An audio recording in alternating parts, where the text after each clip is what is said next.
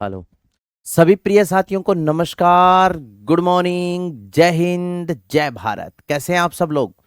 साथियों, उम्मीद करता हूं आप सब स्वस्थ हो, सब मस्त हो, सब अपनी अपनी स्टडी में व्यस्त हो। RWA परिवार में आप सभी प्रिय साथियों का हार्दिक स्वागत एवं अभिनंदन है और स्वागत करने के लिए तैयार है आपका बड़ा भाई, आपका दोस्त, आपका साथी, आपका सहयोगी दीनदयाल पारिक। वेरी गुड, आ जाइएगा सभी साथी, जल्दी से सेशन को कंटिन्यू करते हैं। आ जाओ भाई। साथियों, आप सभी को अच्छे से पता है कि अपने कौन से टॉपिक का अध्ययन कर रहे थे। जो अपने टॉपिक का अध्ययन कर रहे थे, क्या वो टॉपिक कृषि था? कृषि के बारे में अपने चर्चा कर रहे थे और कृषि के बारे में चर्चा करते हुए कल के सेशन में जो जो बातें की थी वो 1 मिनट के लिए फास्टली मैं रिपीट कर देता हूं, ताकि आपके उसकी पिक्चर क्लियर हो जाए और फिर आगे की बातें करने में अपने को कोई दिक्कत ना आए। कल की कक्षा में जो मैंने बात स्टार्ट की थी वो ये बातें की थी। Arvind, Ram Ram. Dinesh Punia, good morning. Shivraj, good morning. Tinnu Chaudhary, जय Hind.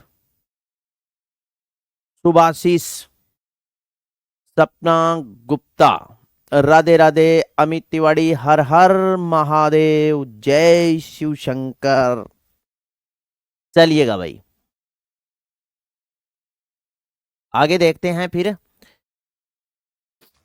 Dimple Chaudhary, very good. Ankita, Saurabh, Sabiya Khan, Pushpender, very good. तो ये चर्चा की थी कि कृषि शब्द एग्रीकल्चर से बना है और लैटिन भाषा का ये क्या है? शब्द है एग्रीकल्चर। संविधान की कौन सी राज्य सूची का विषय है? प्रथम कृषि नीति।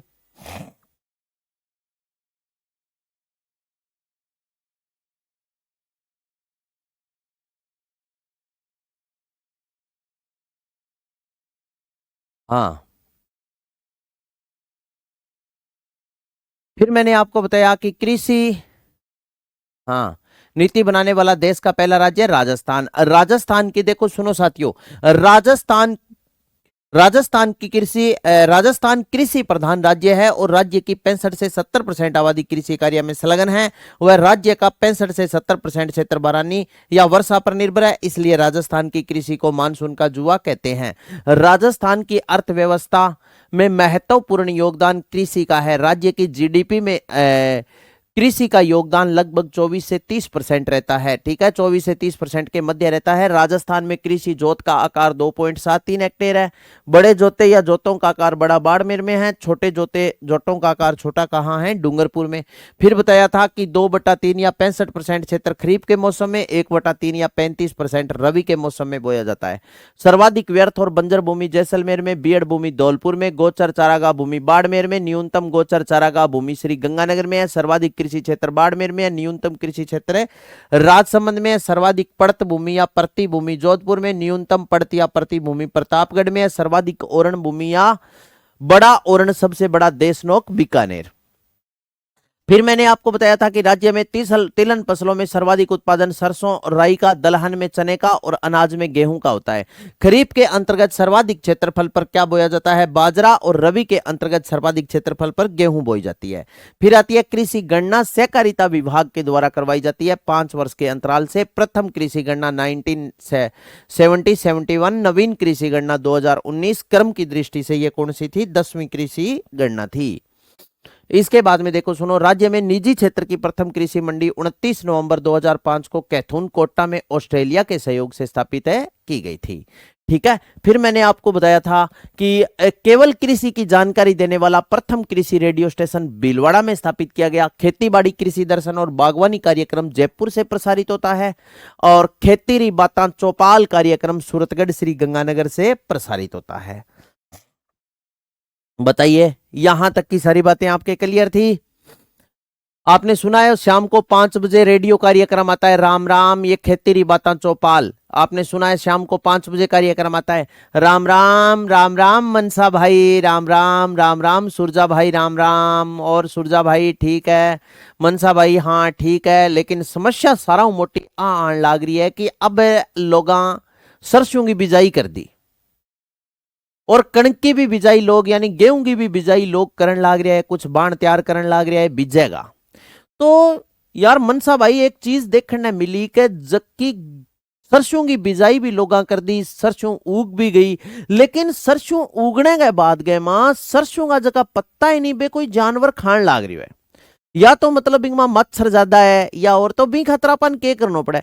सुरजा भाई बिंगे खातरे जकी अपने डालते ना फक काली दवाई जकी ना बोले करा के बोले करो बिना। हाँ बिल्कुल अच्छी होती है राजस्थान में कृषि। बीएचएससी पाउडर की राख नहीं होती क्या, राख, राख में मिला करके और बीएचएससी पाउडर करना चाहिए, जिससे छोटा बड़ा जो मच्छर है वो खत्म हो जाएगा, मच्छर खत्म हो जाए और सरसों की फसल बढ़िया चाल जाए। थोड़े ही दिनों में इतनी इतनी लंबी गांदल काट जाए ताकि फिर सरों दा साग, मक्के दी रोटी, बाजरे की रोटी, ये राजस्थान में चलती है। अच्छे सरसों का साग, बाजरे की रोटी, वाह जी वाह, ठाट निराला, ऐसे करके घी डालते हैं उसमें ऐसे। हाँ या ना, फक्के की दवाई, बीएचएससी पाउडर नहीं होता।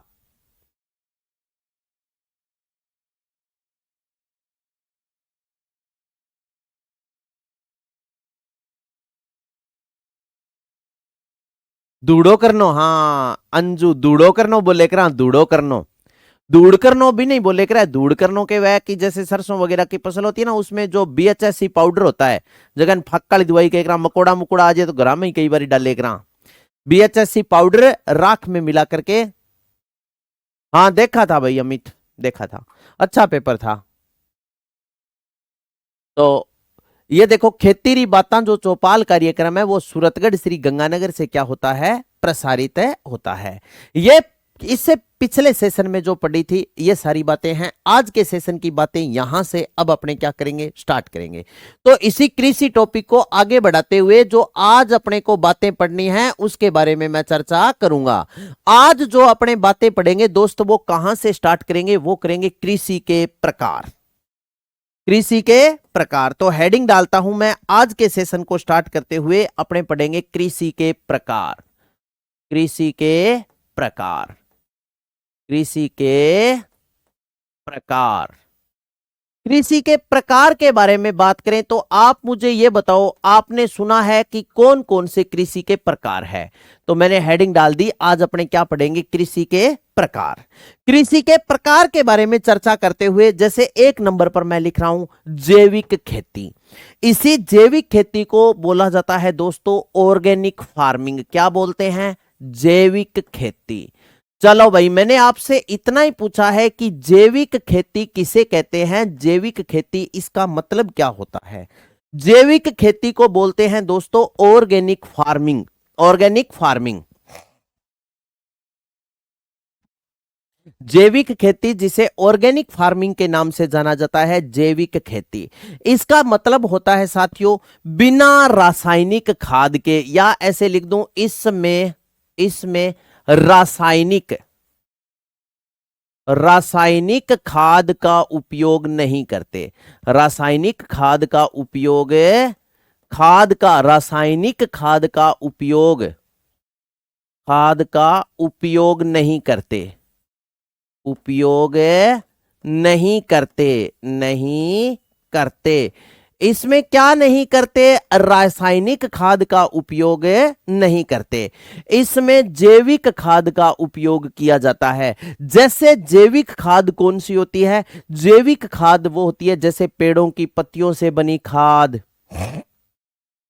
या अपने बोल सकते हैं साथी कि जैसे गोबर की खाद। वो रासायनिक खाद का मतलब होता है यूरिया, डीएपी वगैरह वगैरह, ये कोई भी खाद या यानी किसी भी प्रकार का पेस्टिसाइड्स इसमें उपयोग नहीं कर सकते, करते वो होती है जो बिना रासायनिक खाद का उपयोग नहीं करते हैं। हाँ, जिसमें रासायनिक खाद का उपयोग नहीं किया जाता है, ठीक है, बिना रासायनिक खाद के। अब आपको यहां 3-4 बातें पता होनी चाहिए, मैं नोट लगा के लिख रहा हूं, मोस्ट इंपॉर्टेंट बात यहां पर मैंने नोट लगा के लिखा, नोट में आप याद रखना। भारत का जैविक राज्य कौन सा है बताओ, भारत का जैविक राज्य कौन सा है बताओ, जैविक राज्य, भारत का जैविक राज्य कौन सा है, तो आपका उत्तर होगा सिक्किम।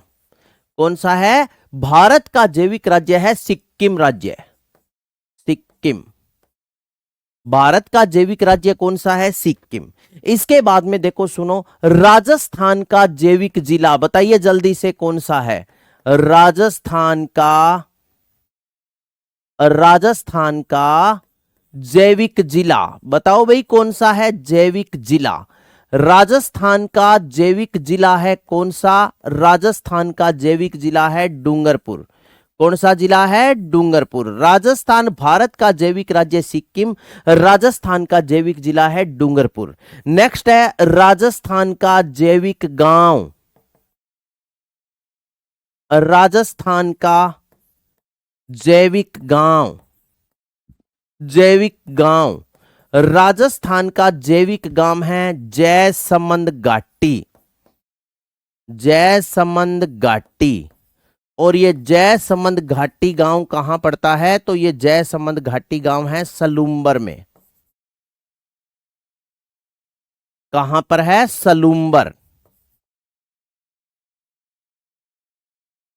पहले ये उदयपुर में था, उदयपुर से सलूम्बर जिला अलग होने के बाद ये आ गया सलूम्बर में। तो राजस्थान का जैविक गांव जयसमंद घाटी गांव जो कहां पड़ता है? सलूम्बर में पड़ता है। इसके बाद में आप याद रखना, राज्य की प्रथम जैविक मंडी। राज्य की प्रथम जैविक मंडी। जैविक मंडी। राजस्थान की प्रथम जैविक मंडी कहां स्थापित की गई है? तो राजस्थान की प्रथम जैविक मंडी है डूंगरपुर में। अब बताओ और जगह, ये तो है नहीं कोई गधे इकट्ठे करने हैं मंडी में। मंडी में फसल आनी चाहिए, जहां पर जैविक फसल होती है वहीं आएगी। हाँ तो ये लो, राजस्थान कवि के गांव, दादिया गांव, जयपुर। तो ये समझ गए। आगे देखो, आगे कुछ बातें लिखते हैं। और नेक्स्ट है राज्य में यानी राजस्थान में जैविक खेती का जनक। राजस्थान में जैविक खेती का जनक। जैविक खेती का जनक। खेती का जनक। जैविक खेती का जनक। राजस्थान में जैविक खेती का जनक कहा जाता है नंद किशोर को। नंद किशोर। और ये जो नंद किशोर है ना, ये है हरिपुरा कोट्टा का मूल निवासी। नंद किशोर हरिपुरा। हरिपुरा। और ये हरिपुरा कहां पड़ता है? याद रखना, कोट्टा। राजस्थान में जैविक खेती का जनक माना जाता है नंद किशोर को, जो हरिपुरा कोट्टा का क्या है दोस्त? मूल निवासी है। इससे बढ़कर तो मुझे नहीं लगता जैविक खेती में कोई प्रश्न पूछ लेगा।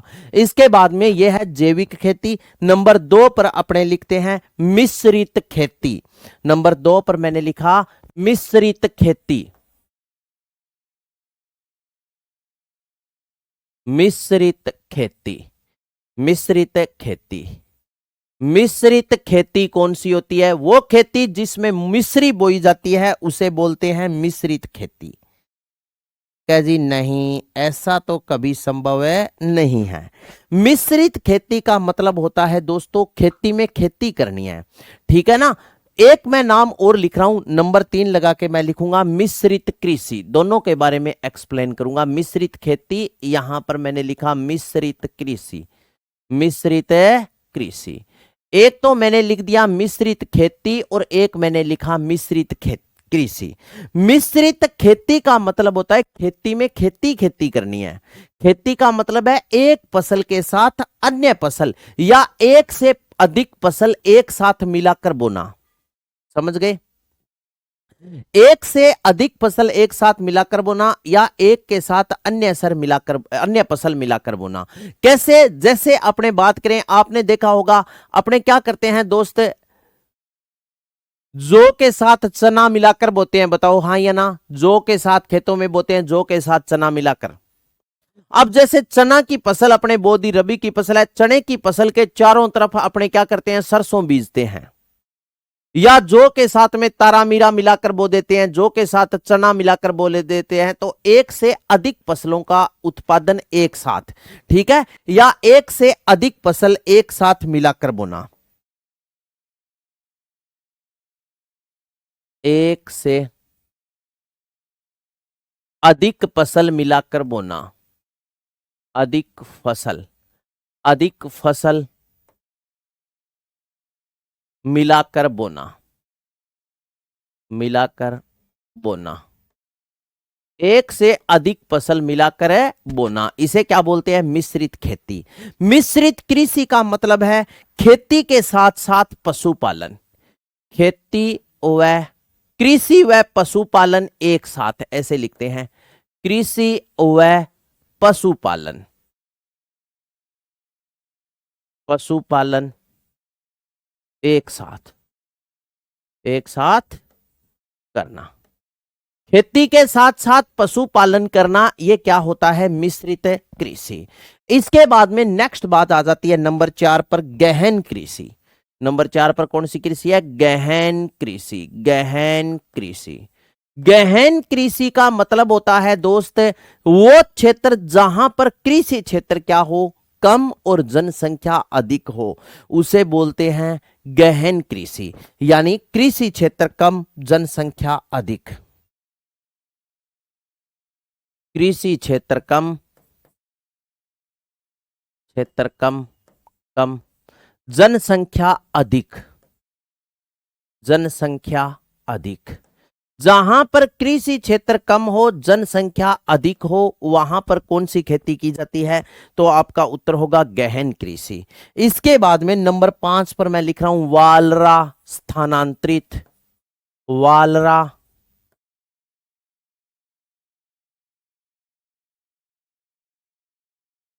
स्थानांतरित, स्थानांतरित सीमांता जूमिंग खेती, जूमिंग, जूमिंग, जूमिंग खेती, वालरा स्थानांतरित चिमाता जूमिंग खेती। ये करते हैं दोस्तों पहाड़ी क्षेत्रों में वनों को साफ करके, और ये खेती की जाती है। ठीक है, इसे साथियों स्लेश व बर्न पद्धति के नाम से भी जाना जाता है। ठीक है ना, याद रखना, ये होती है साथियों वालरा स्थानांतरित चिमाता जूमिंग खेती। पहाड़ी क्षेत्रों में, पहाड़ी क्षेत्रों में, क्षेत्रों में वनों को साफ करके, वनों को, वनों को साफ करके की जाती है, साफ करके, करके करते हैं। यह एक अस्थायी खेती है, यह एक अस्थायी, अस्थायी खेती है। यह क्या है दोस्त? एक अस्थायी खेती है। अस्थायी खेती का मतलब जानते हो? अस्थायी खेती का मतलब होता है कि जैसे मान लो मेरी जो जमीन है वो एक स्थायी है, मैं उस पर जैसे मान लो अभी क्या करेंगे, सरसों बोएंगे, चना बोएंगे, गेहूं बोएंगे, जौ बोएंगे, ये फसल हम बोएंगे। जैसे ही इस फसलों की कटाई वगैरह हमने कर ली तो उसके बाद में हम क्या करेंगे, आगे दूसरी फसल में जैसे कपास है, नरमा है, ग्वार है, ठीक है, ये फसलें क्या करेंगे, बोएंगे, फिर बो देंगे, फिर बो देंगे, इस प्रकार ऐसे। सही है ना? हर साल हम खेती करते हैं उसी जमीन में। मेरे परदादा भी उसी जमीन में खेती करते थे, मेरे दादाजी भी उसी जमीन में, मेरा बाप भी उसी जमीन में, मैं भी उसी जमीन में, मेरे जो आगे संतान होगी वो भी उसी में, उसी की उसी। वो हमारी एक पैतृक संपत्ति है, विरासत में मिली है। अब बात सुनो साथी, ये अस्थायी खेती कैसे है? एक जगह पर 3-4 साल के लिए एक जगह पर खेती करते हैं, 1 साल, उसके बाद में उस जमीन को 3-4 साल खाली छोड़ देते हैं, फिर उनमें मिट्टी जमा हो जाती है, और उसके बाद में फिर इसे यहां पर क्या करते हैं, दोबारा खेती करते हैं 3-4-5 साल के बाद में। तो ये क्या है? एक अस्थायी खेती का प्रकार है। साथियों याद रखना, ये खेती, ये खेती, ये खेती, खेती दरांती, दरांती, जकिन आप दांती बोले करा, दांती, दरांती, गेंती, गेंती, कुल्हाड़ी की सहायता से, कुल्हाड़ी की सहायता से करते हैं, सहायता से करते हैं, ठीक है ना, करते हैं। गेंती कुल्हाड़ी दरांती की सहायता से करते हैं। इस खेती में बड़े उपकरणों की जरूरत नहीं होती। जी हाँ, मान लो थाने ट्रैक्टर, तोता, प्लाऊ, कल्टीवेटर, बिजाई मशीन कौन चाहिए बताओ? अन पहाड़ा पर किया लेके जाओगा थे?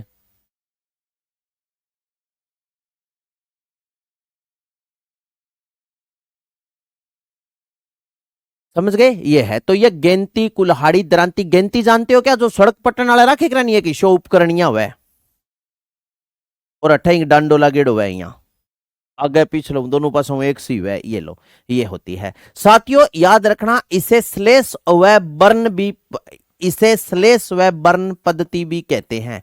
इसे स्लेश और बर्न पद्धति, श्लेष,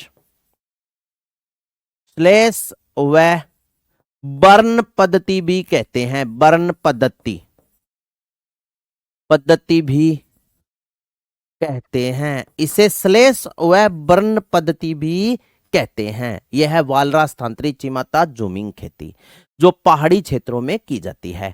इसके बाद में नेक्स्ट नंबर 6 पर आप याद रखना दजिया, दजिया, दजिया खेती, दजिया खेती।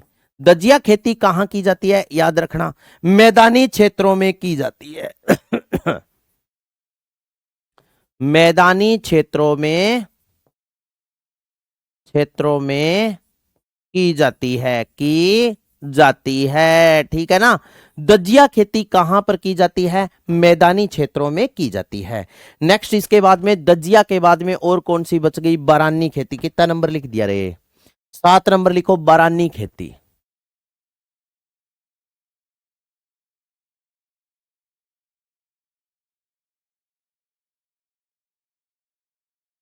बारानी खेती, बारानी खेती। बारानी खेती ये कहां की जाती है? तो आप याद रखना बारानी खेती ये लिखो पश्चिमी राजस्थान या मरुस्थलीय क्षेत्र में की जाती है।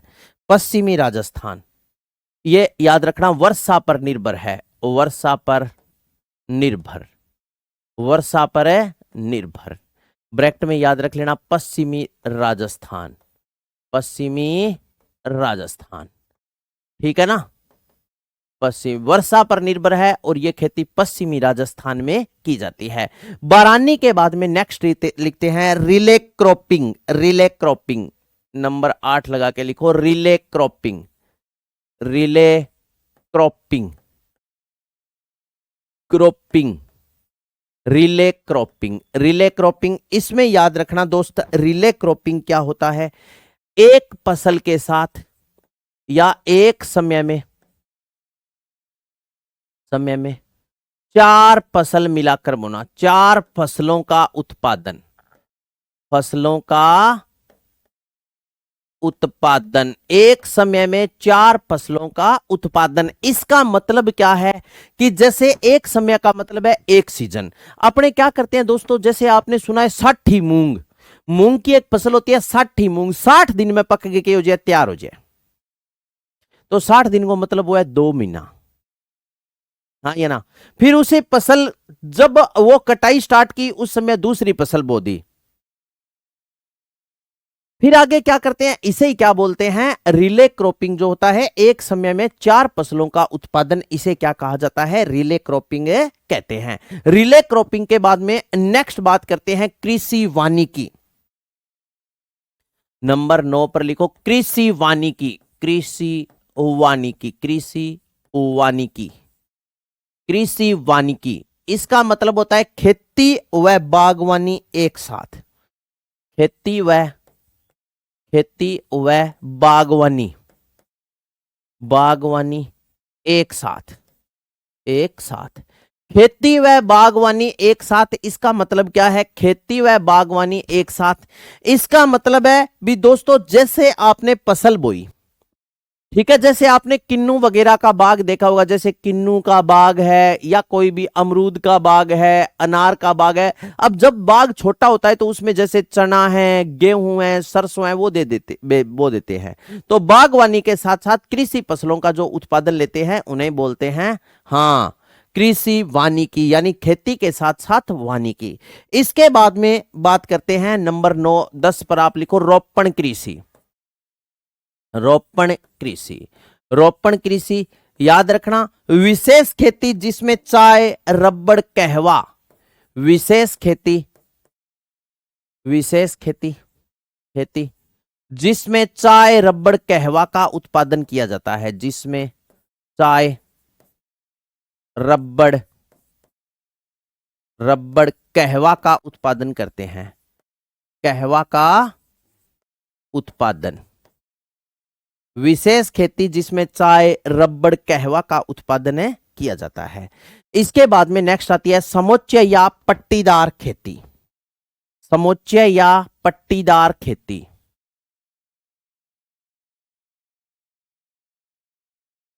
समोच्च या इसे बोलते हैं या पट्टीदार खेती, समोच्च या पट्टीदार खेती, समोच्च या पट्टीदार खेती इसका मतलब क्या होता है, फसलों की बुआई,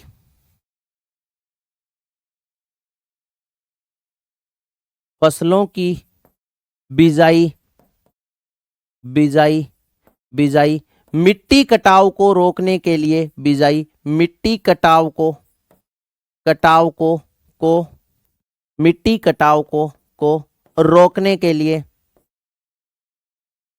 फसलों की बिजाई मिट्टी कटाव को रोकने के लिए ढाल के विपरीत करना, ढाल के विपरीत दिशा में विपरीत करना, समझ गए, करना। मिट्टी कटाव को रोकने के लिए फसलों की बुआई या बिजाई क्या करते हैं दोस्तों, ढाल के विपरीत करते हैं, समझ गए ना। हाँ, जैसे इस तरफ ढाल है तो इस तरफ ऐसे, जैसे मान लो इस तरफ ढाल है तो फसलों की बुआई भी इस प्रकार नहीं करते, इस प्रकार ऐसे करते हैं, ठीक है ना, ताकि मिट्टी के कटाव को क्या किया जा सके, रोका जा सके, समझ गए। फसलों की बुआई या बिजाई मिट्टी कटाव को रोकने के लिए क्या करते हैं, ढाल के विपरीत करते हैं। इसे बोलते हैं दोस्त, क्या बोलते हैं, समोच्चय या पट्टीदार खेती के नाम से जाना जाता है। आगे बात करते हैं कृषि क्षेत्र में संचालित विभिन्न क्रांतियां। आ जाओ भाई। तो याद करते हैं, बात करते हैं कृषि क्षेत्र में संचालित विभिन्न क्रांति। कृषि क्षेत्र में, कृषि क्षेत्र में संचालित, कृषि क्षेत्र में संचालित क्रांतियां, कृषि क्षेत्र में संचालित क्रांतियां, कृषि क्षेत्र में संचालित है क्रांतियां। अब सर्वप्रथम दोस्त आपको एक चीज का पता होना चाहिए, क्रांति जानते हो क्या, किसको बोलते हैं क्रांति। जैसे चमक उठी सन 57 में पर वह तलवार पुरानी थी, खूब लड़ी मर्दानी वह तो झांसी वाली रानी थी। 1857 की क्रांति, फ्रांस की क्रांति, रूस की क्रांति, जर्मनी का स्वतंत्रता संग्राम, जर्मनी की क्रांति, ऐसे पढ़ते हैं। इनका क्वेश्चन कैसे बनेगा एक बार बता दो, एक बार नहीं अनेक बार बता देंगे। क्वेश्चन आपसे सीधा पूछा जाएगा कि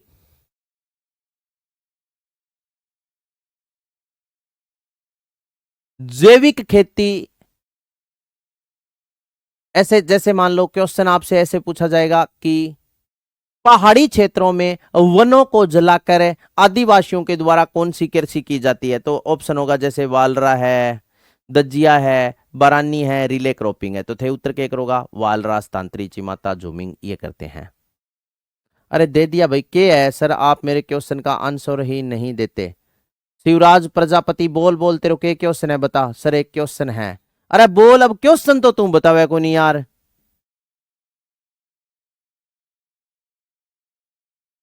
राइस की भी होती, हाँ होती है बिल्कुल, चावल होता है बिल्कुल। विशेष खेती जिसमें चाय रबड़ कहवा, रोपण कृषि का मतलब होता है रोप, पहले पंजीरी तैयार करके जिसे पौध बोलते हैं, पनीरी जिसे बोलते हैं ना, पौध तैयार करके उसे दूसरी जगह स्थानांतरित किया जाता है, वो होती है रोपण कृषि। समझ गए, बस ये है। तो आगे चलते हैं, कृषि क्षेत्र में संचालित क्रांतियां।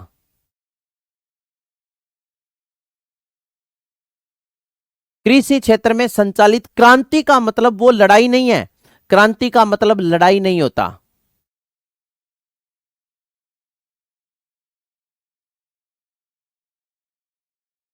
क्रांति का मतलब होता है परिवर्तन या बदलाव। पीली क्रांति, नीली क्रांति, लाल, गुलाबी, हरी, बादामी सारी आ जाएगी।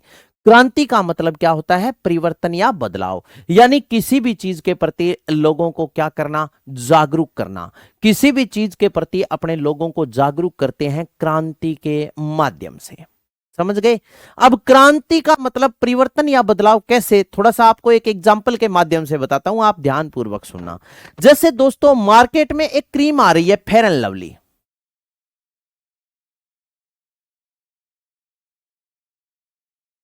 मार्केट में क्रीम आ रही है फेयर एंड लवली और खूब चल रही है, खूब।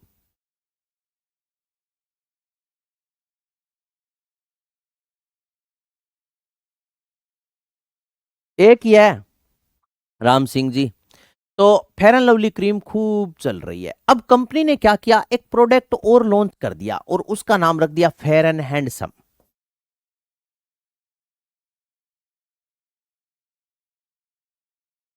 Fair and handsome, fair and lovely cream आ रही है, खूब चल रही है, और कंपनी ने दूसरा प्रोडक्ट लॉन्च कर दिया फेयर एंड हैंडसम। अब कंपनी ये चाहेगी क्या, मेरा ये प्रोडक्ट है जो ये है, जैसे ये पहले 100% सेल हो रहा था, भी ये 50% सेल हो जाए, ये 50% हो जाए, कभी नहीं चाहेगी। कंपनी ये चाहेगी कि ये मेरा जो 100% सेल हो रहा है ना प्रोडक्ट, ये 100 की जगह मान लीजिए 80% आ जाए, लेकिन 75-70-75% ये भी सेल होना चाहिए, ताकि फिर ही कंपनी प्रॉफिट में है, अदरवाइज कंपनी का तो खर्चा ज्यादा आ गया। वैसे फेयर एंड हैंडसम जो है वो हिमानी की है मेरे हिसाब से, और फेयर एंड लवली कंपनी है। तो अब क्या किया कि कंपनी ने प्रोडक्ट तो लॉन्च कर दिया, लेकिन अगर फेयर एंड हैंडसम बांटन ला गया भी, ये लो ये लो ये लो, तो इसकी तो मार्केट वैल्यू डाउन आ जाएगी। भी लोग बोलेंगे ये तो ऐसे ही एक्स्ट्रा खराब हो रहे हैं, मार लग रहे, दे के उड़ गया, कह लियो लगा लियो जी हूं गोरा, यूं देखा को नहीं गोरा होने वाला। तो अब क्या करते हैं, कंपनी ऐड करवाती है इसकी। ऐड मतलब लोगों में इसके प्रति क्रांति लेकर के आती है। जैसे अमिताभ बच्चन को इनवाइट करेगी, एक शाहरुख खान को इनवाइट करेगी, एक कोई एक्टरनी हीरोइन को इनवाइट करेगी। हीरोइन बताओ किन बुलावा, जैसे मान लो शिल्पा शेट्टी ने बुला लेगी, शिल्पा शेट्टी आ गई, ठीक है, अमिताभ बच्चन जी आ गया, शाहरुख खान जी आ गया। अब अमिताभ बच्चन क्या करेगा, नहा करके, जैसे स्नान करके आएगा, आकर के आईने के सामने खड़ा होकर के और फेयर एंड लवली क्रीम लगाएगा। जैसे ही बुलवा ली दीपिका पादुकोण ने, विजेंद्र अब तेरे जी लाग जाएगा कि दीपिका पादुकोण आ गई। तो ये देखो सुनो, जैसे ही अमिताभ बच्चन आएगा, आकर के फेयर एंड लवली क्रीम लगाएगा, तब जैसे ये क्रीम लगाएगा शाहरुख खान आएगा और पॉकेट में, इस प्रकार पॉकेट में फेयर एंड हैंडसम क्रीम डाल करके आएगा और क्या बोलेगा, अरे मर्दों के महिलाओं वाली क्रीम इस्तेमाल करते हो, ऐसे बोलते ही, और अमिताभ बच्चन उसको क्या करेगा, इसे फेंकेगा, करे ये महिलाओं के लिए है, और आईने के सामने खड़ा होकर के मुंह धो करके और फेयर एंड हैंडसम क्रीम लगाएगा। ये देखो पुरुषों के लिए नया प्रोडक्ट फेयर एंड हैंडसम, रूप निखार मात्र 2 दिन में। अब जैसे ही वो मुंह साफ करके और दोबारा फेयर एंड हैंडसम क्रीम लगाएगा, लगाने के बाद में क्या करेगा, भी इससे चेहरे में 10 गुना चमक रही है और अब जैसे ये फेयर एंड लवली वो क्या करेगा, फेंकेगा। फेंकने का मतलब है जो प्रोडक्ट फेंक दिया वो तो महिलाएं भी यूज नहीं करेगी। अब वो क्या करेगी कि सामने जैसे शिल्पा शेट्टी खड़ी होगी, जैसे ही Amitabh Bachchan fair and lovely cream को ऐसे फेंकेगा तो वो कैच करेगी और कैच करके बोलेगी, ये तो मेरे लिए है, ये तो मेरे लिए है। अब महिलाओं के लिए तो बन गई फेयर एंड लवली, और पुरुषों के लिए बन गया बन गई फेयर एंड हैंडसम। बताओ क्रांति आई या नहीं आई? आ गई ना। लोगों को इसके प्रति जागरूक हो गया, लोग इसके प्रति जागरूक हो गए भी, पुरुषों के लिए फेयर एंड हैंडसम है, महिलाओं के लिए फेयर एंड लवली है। अब क्या करेगा, वही मैडम और मास्टर 200 ग्राम की जो क्रीम लेकर के आते थे, दोनों लगाते थे तो 1 महीने चलती थी। अब मैडम को तो दिन में 3 बार लगानी पड़ेगी कि ये मेरे से जल्दी इसके रूप में निखार ना आ जाए। बताओ, मास्टर जी भी 2 बार लगा सी, मैडम जी 3 बार लगा सी, तो भाई फेयर एंड लवली जकी पहला दोनों लगाऊंता एक एक बार, बा 1 महीना चलती, अब मैडम एक नहीं लगावेगी तो ये 1 महीना चलेगी। और मास्टर जी ने फेयर एंड हैंडसम अलग चाहिए 1 महीने, तो कंपनी का जो प्रोडक्ट है वो क्या हुआ, उसकी मार्केट वैल्यू बढ़ गई और उसकी सेल स्टार्ट हो गई, क्योंकि लोगों को उसके प्रति जागरूक किया गया। इसी प्रकार कृषि क्षेत्र में बताओ, कोई किसान फेयर एंड लवली तो बांटी को नहीं बिल्लर है, घरे जाके नागे फेयर एंड लवली लगा ली, कट्ठे बेचारा टाइम हुआ फेयर एंड लवली लगाने। इसी प्रकार साथियों क्या हुआ कि हाँ, लोगों को किसी भी चीज या किसी भी प्रोडक्ट के लिए जागरूक करना, इसी प्रकार कृषि क्षेत्र में भी विभिन्न क्रांतियां शुरू की गई। जैसे अपने बात करते हैं सर्वप्रथम कृषि क्षेत्र में संचालित विभिन्न क्रांतियों में नंबर 1 पर चर्चा करते हैं हरित क्रांति। कौन सी क्रांति? हरित क्रांति। हरित क्रांति। अगर मैं आपसे पूछूं दोस्त, हरित क्रांति इसका मतलब क्या है? हरित क्रांति, हरित क्रांति का मतलब क्या है दोस्तों, कि जैसे भारत सरकार को इस बात का पता था कि पंजाब, हरियाणा और उत्तर प्रदेश की जो जमीन है वो बहुत अच्छी जमीन है, यहां पर अपने गेहूं और चावल का उत्पादन ले सकते हैं, लेकिन लोग इस फसल के लिए क्या नहीं थे, जागरूक नहीं थे। तो हरित क्रांति के माध्यम से लोगों को इसके प्रति क्या किया गया था? जागरूक किया गया था, जिसमें मुफ्त में बीज वितरित किया गया और लोगों को यानी गेहूं और चावल की फसल के बारे में जानकारी दी गई, फिर लोगों ने इनका उत्पादन लिया। अब बोलते हैं ना कि इस हरित क्रांति में सबसे ज्यादा जो प्रभाव पड़ा वो गेहूं की फसल पर पड़ा। प्रभाव पड़ने का मतलब क्या था? भी लोगों ने जो गवर्नमेंट का अनुमान था उससे ज्यादा गेहूं का लोगों ने उत्पादन ले लिया, लेकिन लोग चावल का उत्पादन नहीं ले पाए। क्यों? इसके पीछे कारण यह था कि चावल में श्रम ज्यादा है। श्रम का मतलब है मेहनत थोड़ी ज्यादा लगती है, ठीक है ना। तो इतने संसाधनों की कमी होने के कारण इसका उत्पादन अच्छे से नहीं ले पाए।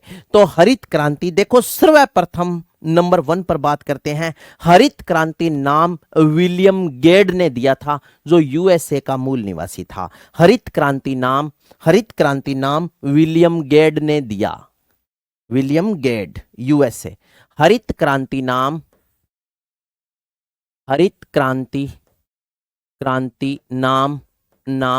विलियम गेड ने दिया। और ब्रैकेट में लिखना चाहो तो लिख लियो USA, United State of America. William गेड USA, United State of America का मूल निवासी था। हरित क्रांति, अब चर्चा करते हैं हरित क्रांति, इसका उद्देश्य क्या था। हरित क्रांति का दोस्त उद्देश्य था पंजाब, हरियाणा व उत्तर प्रदेश में गेहूं तथा चावल का उत्पादन बढ़ाना। पंजाब, हरियाणा व उत्तर प्रदेश में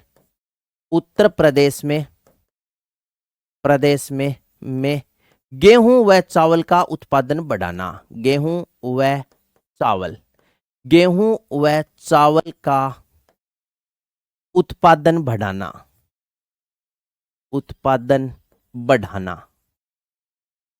बढ़ाना, ठीक है। पंजाब, हरियाणा व उत्तर प्रदेश में गेहूं व चावल का उत्पादन क्या करना? बढ़ाना। यह क्या था? इसका प्रमुख उद्देश्य था। साथियों नेक्स्ट देखो, सुनो। सर्वाधिक प्रभाव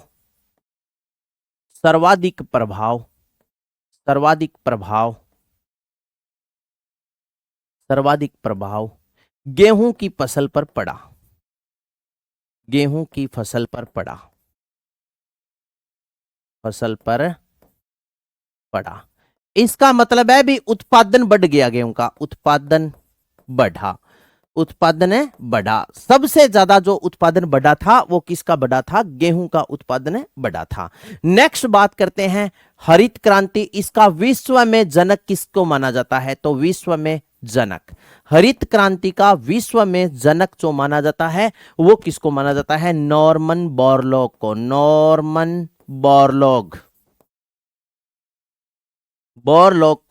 नॉर्मन बोरलॉग को विश्व स्तर पर इसका जनक माना जाता है। यह मैक्सिको का मूल निवासी था। कहां का?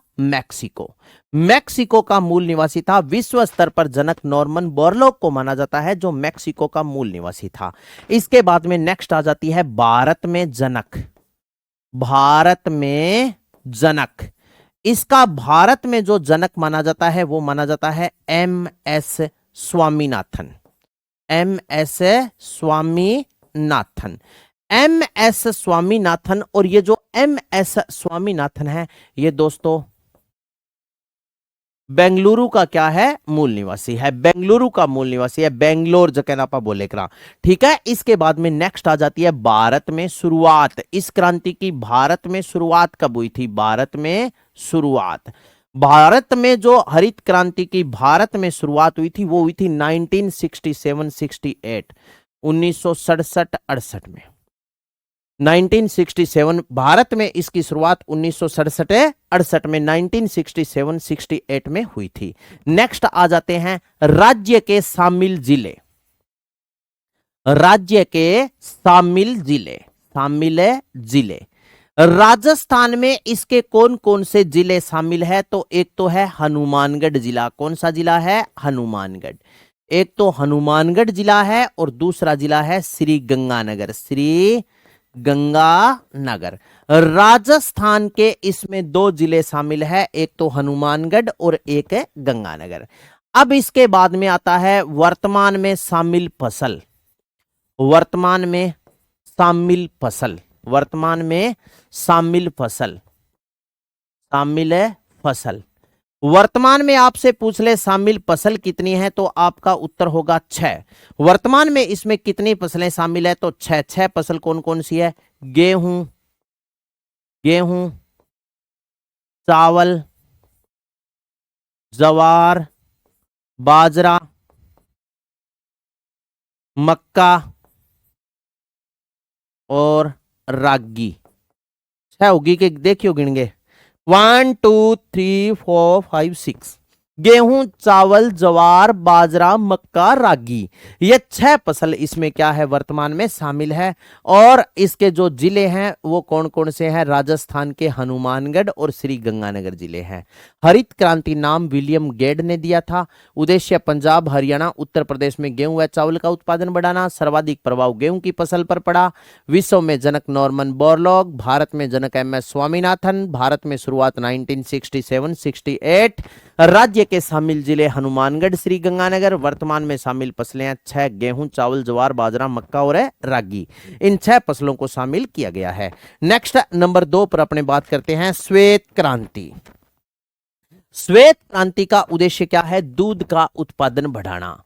श्वेत क्रांति, श्वेत क्रांति, श्वेत क्रांति, श्वेत क्रांति ये क्यों शुरू की गई थी, श्वेत क्रांति याद रखना, दूध उत्पादन बढ़ाना। इसका उद्देश्य क्या था, दूध उत्पादन बढ़ाना, उत्पादन बढ़ाना।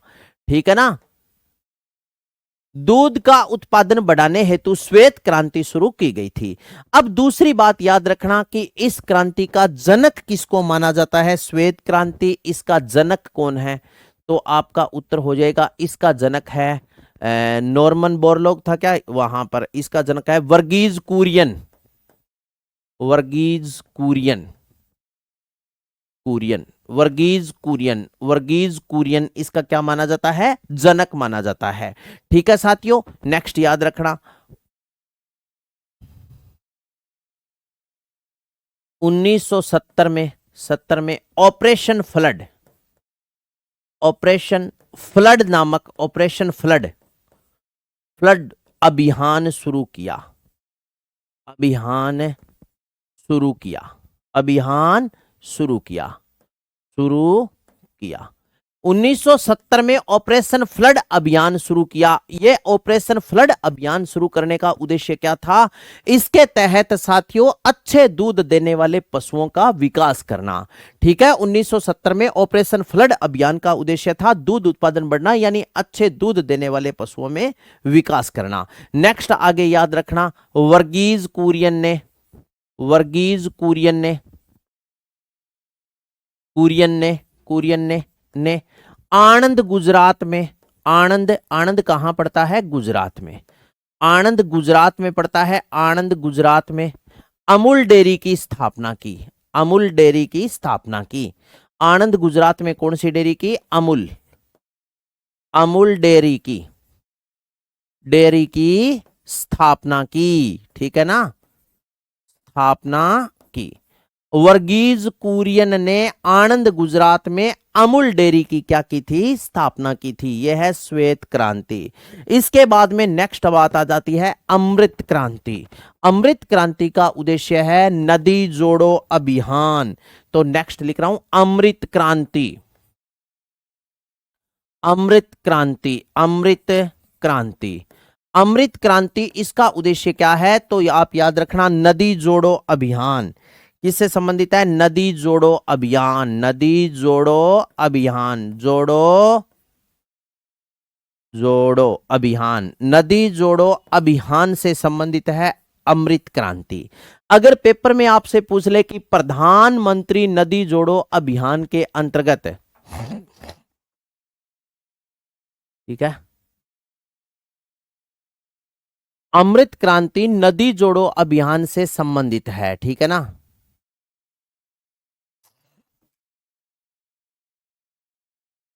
तो जैसे अगर आपसे पूछ ले कि प्रधानमंत्री नदी जोड़ो अभियान के अंतर्गत सर्वप्रथम राजस्थान की किन नदियों को जोड़ा गया? तो परवन और काली सिंध को, और दूसरे चरण में चंबल और बनास नदी को जोड़ा गया था, ठीक है ना। प्रधानमंत्री नदी जोड़ो अभियान के तहत सर्वप्रथम राजस्थान की कौन कौन सी नदियों को?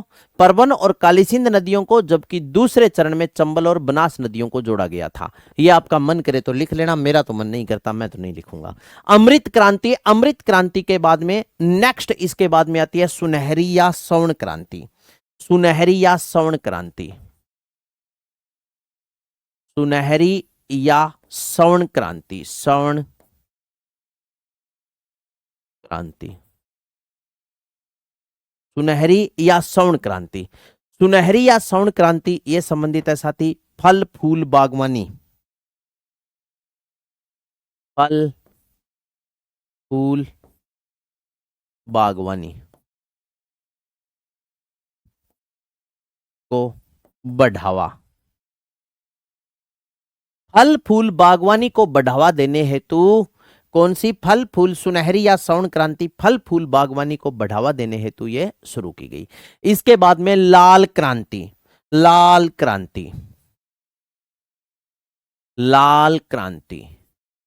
नेक्स्ट लिखूंगा मैं काली क्रांति, काली क्रांति। नेक्स्ट लिख लूंगा पीली क्रांति, लाल काली पीली, पीली क्रांति। लाल क्रांति, काली क्रांति, पीली क्रांति। लाल क्रांति दोस्त टमाटर और मांस से संबंधित है, टमाटर व मांस। टमाटर व मांस का उत्पादन बढ़ाने हेतु कौन सी? लाल क्रांति। काली क्रांति में आप याद रखना क्रूड ऑयल, क्रूड ऑयल, या इसको बोलते हैं क्रूड ऑयल, या इसको बोलते हैं पेट्रोलियम, पेट्रोलियम उत्पादन बढ़ाना, उत्पादन बढ़ाना, उत्पादन बढ़ाना। क्रूड ऑयल में देखो सुनो, जैसे पेट्रोल डीजल वगैरह वगैरह ये आ जाता है, ठीक है ना। इसमें थे सरसों वाला तेल शामिल ना कर लियो क्रूड ऑयल में, थे के जो सरसों वाला तेल, सरसों का तेल।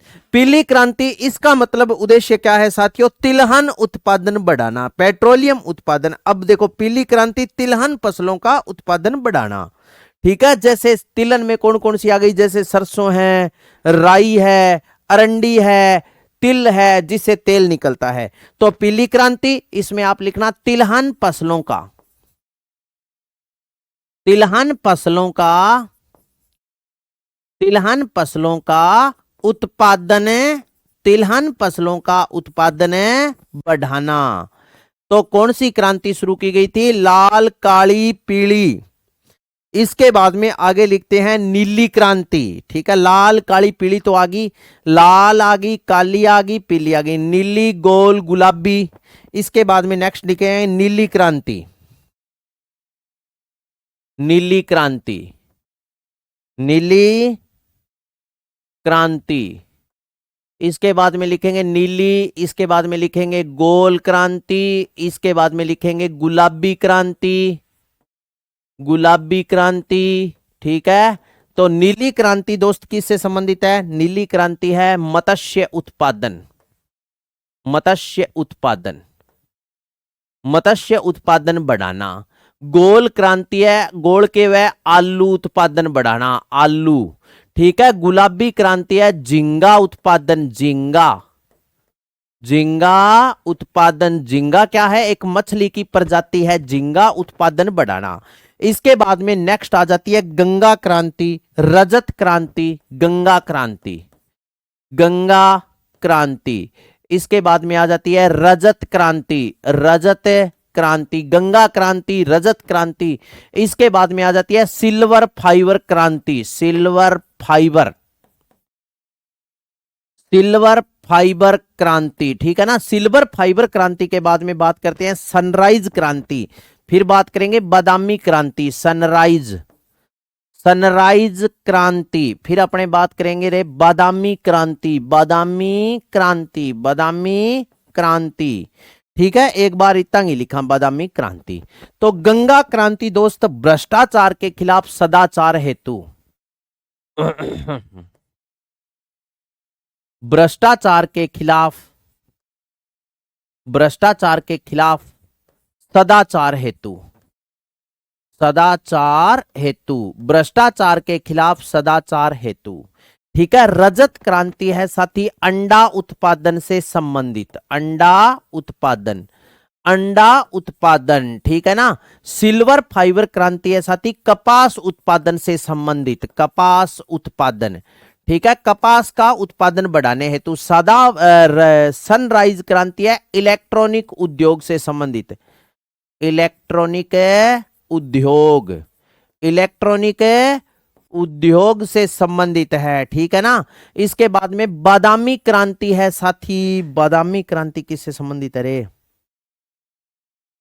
मसाला उत्पादन बढ़ाना, मसाला उत्पादन, मसाला उत्पादन बढ़ाने से संबंधित है बादामी क्रांति।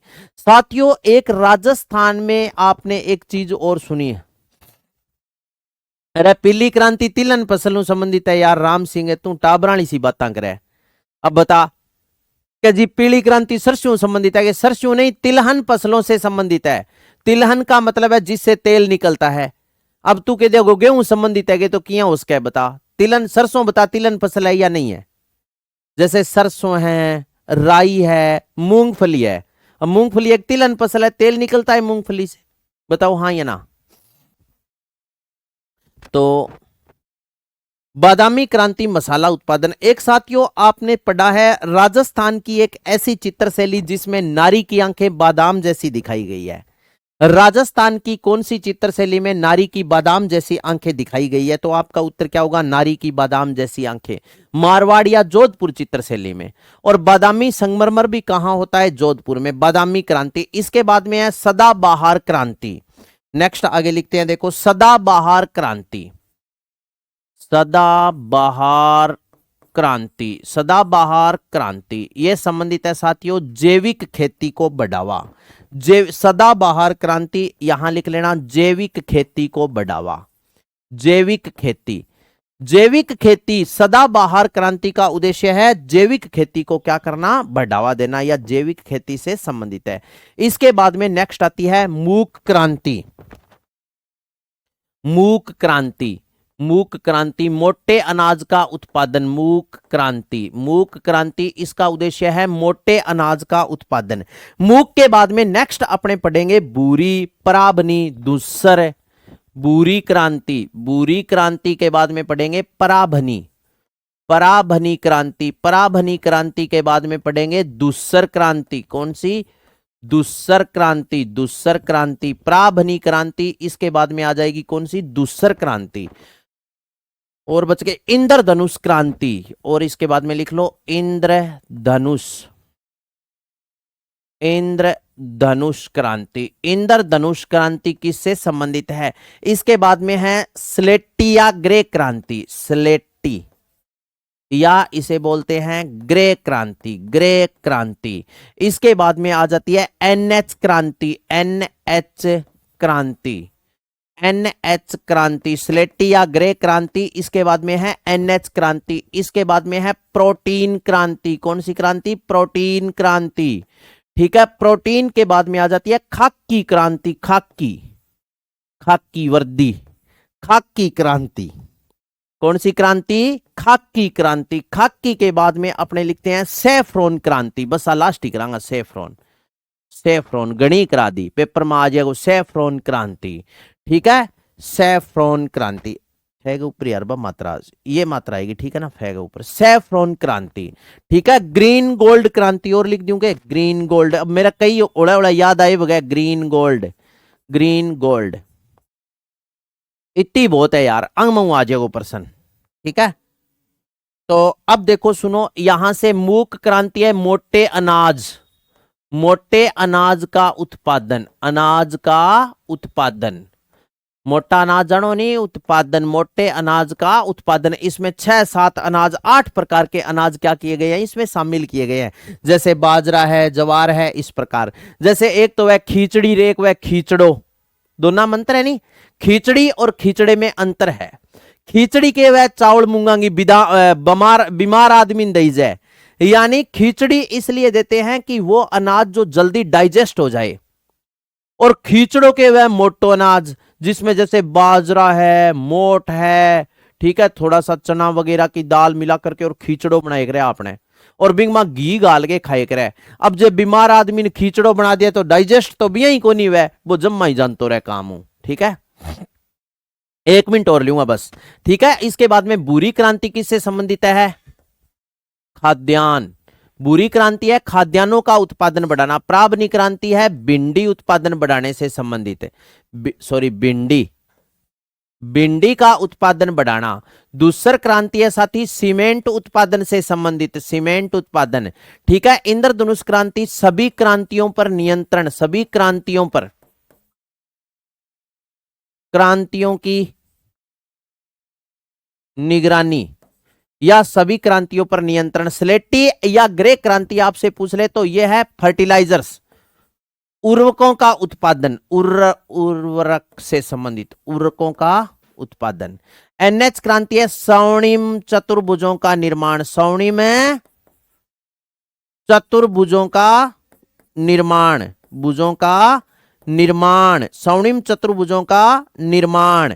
प्रोटीन क्रांति है दलहन उत्पादन, दलहन उत्पादन, ठीक है ना, दलहनों का उत्पादन बढ़ाने हेतु शुरू की गई। खाकी क्रांति है साथी चमड़ा उत्पादन, चमड़ा उत्पादन। ठीक है, सैफरोन क्रांति किससे संबंधित है? सैफरोन क्रांति है केसर का उत्पादन। ठीक है, केसर का उत्पादन। और ग्रीन गोल्ड क्रांति है चाय का उत्पादन बढ़ाना। ठीक है ना, तो ये है कृषि क्षेत्र में संचालित विभिन्न क्रांतियां। बाकी बातें पढ़ेंगे कल। ऑल द बेस्ट, मिलते हैं ब्रेक के बाद, तब तक के लिए सभी साथियों को राम राम।